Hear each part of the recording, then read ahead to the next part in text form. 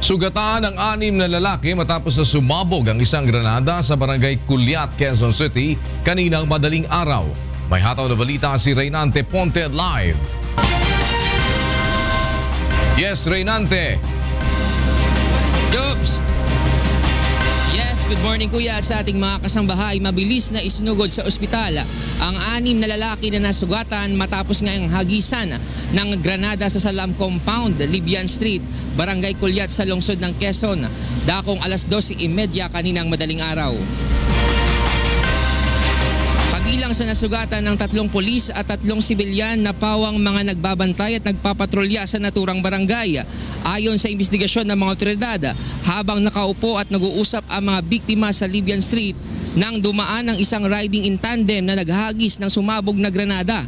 Kinilala naman ang mga nasugatan sa pagsabog ng granada na sina PO2 Abdul Warid Halaid, PO3 Halain na Abdujarik, SPO1 Romeo Waring, Salaudin, Jun Tiok at Kadafi Ujan.